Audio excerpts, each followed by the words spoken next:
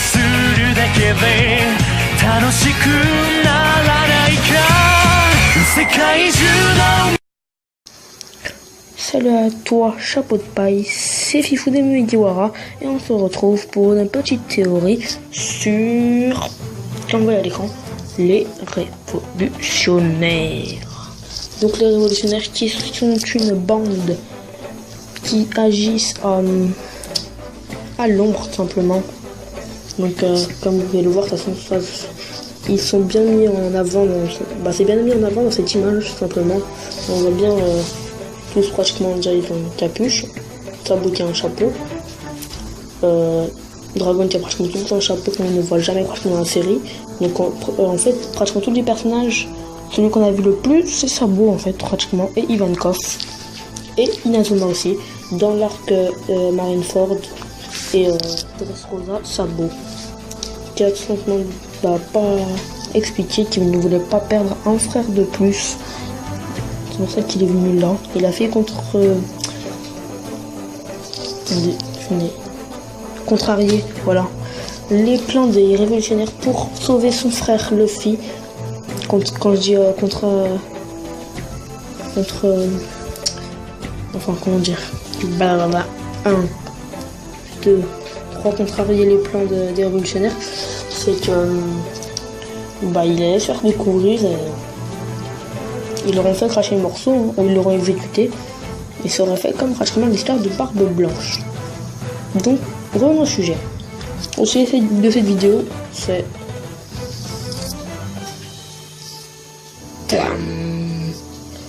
Bartholomew Kuma et Aokiji. Pourquoi on va parler d'eux? Beaucoup de théories disant que pas aucune, parce que j'ai regardé sur YouTube s'il y en avait. Je voulais avoir un avis personnel et tu m'oublies pas, donc plagiat, je sais pas qui, plagiat, je sais pas quoi, voilà. Donc cette théorie va être, d'après moi, ils vont rejoindre l'équipage. Pour lui, il va rejoindre plutôt, comme vous le savez. Attention, je fais une petite ellipse. Donc, comme vous le savez, donc Bartholomew Kuma était un révolutionnaire. Il était dans le temps, mais il y a quitté pour vendre son âme à la science de la marine. Donc voilà, et il est devenu un grand corsaire. Donc, d'ailleurs, on ne voit qu'une fois, pratiquement 2 fois. Comme j'ai bien regardé, Bartholomew Kuma révolutionnaire. Quand Sabo est petit, Bartholomew Kuma est à côté de son lit, et maintenant je vous mettrai un extrait quand il entraîne Sabo.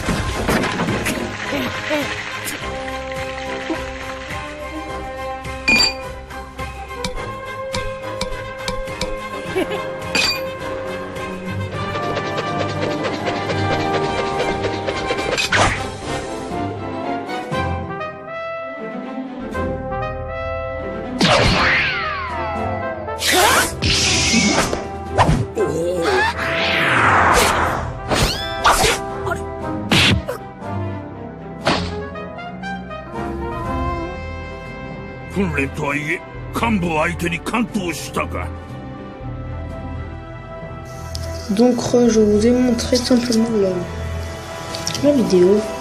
Donc ça m'a un peu fait rire. Donc déjà, comme vous avez bien vu, il avait du potentiel. Pour son âge, il était volubile. Il a battu dans le poisson, mais easy. Il l'a déshabillé seulement. Et il a du cran, il s'attaque à Dragon. Déjà, il esquive Kuma. Et il s'attaque à Dragon. Qui lui, justement, ce qu'il va faire, l'endort avec un petit coup de main comme ça. Donc, revenons à notre histoire. Pourquoi rejoindre l'équipage de Dragon, lui revenir au révolutionnaire? Déjà de une, comme on voit dans l'archipel des Sabonji, Kizaru allait venir. Il les a téléportés justement pour qu'ils s'entraînent plus, et de deux pour pas qu'ils se font défoncer par Kizaru qui lui est en train de se battre contre les 11 supernovas, contre les supernovas, parce que le fils en était un déjà, donc ça fait truc. Et de deux, il y en aura 3, de 2. Comme on voit aussi, quand Luffy et tout vont se réunir,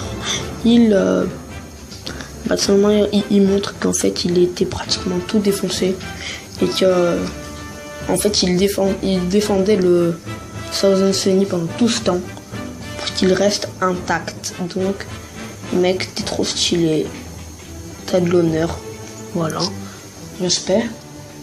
Le mec il a tenu 2 ans devant pratiquement un bateau, donc voilà. Et pour simplement, à mon avis, vous pensez pourquoi? Parce que son ancien chef, c'était le père de cet enfant, Luffy. Et pour lui, pourquoi? Je sais que vous savez pourquoi. Déjà de une, il déteste Akainu. Dragon veut faire quoi? Il veut renverser la marine. Donc s'il le rejoindrait, il serait déjà un atout assez important pour cet équipage, car il est très puissant. Et son ambition est à lui aussi de renverser Akainu. Donc ils ont pratiquement les mêmes ambitions, sauf que lui c'est que Akainu et Kizaru un peu, car Kizaru en fait suit un peu. Désolé pour la Porsche qui vient de passer. Et comment dire, je sais plus j'en étais où. Blablabla. Bref, je vais recommencer. Donc ouais, voilà, Kizaru est ami avec Akainu et un peu son lèche-bot, j'ai envie de dire. Même s'il est un peu posé et tout, c'est quand même aussi dit le meilleur des 3 amiraux à mon avis, hein. C'est mon préféré. C'est mon avis à moi, personnel. Vous allez me dire, mais non, c'est Kizaru, le mec, il peut avoir la 4e guerre mondiale devant lui, il peut boire un thé, mais bon, il est quand même un peu lèche-bot envers Akainu. Et donc voilà, c'était juste pour vous dire ça. Et franchement, Akainu, qui es-tu, mec, pour de vrai, t'es un monstre. Qui es-tu?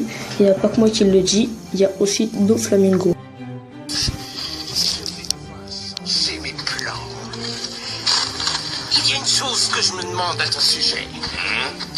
Dis-moi franchement, qui es-tu en réalité, Kusan?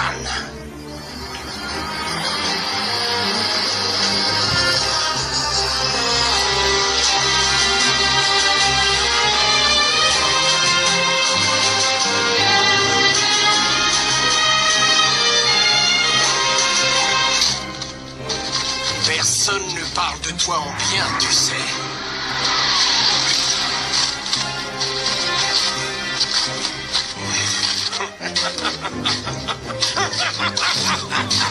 Qu'est-ce que vous attendez?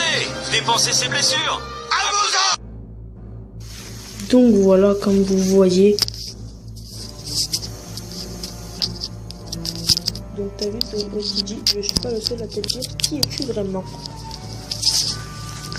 Et donc, et comme Doflamingo aussi le dit, personne ne parle de toi en bien. En bien. En bien. C'est le moment de te cacher, frère.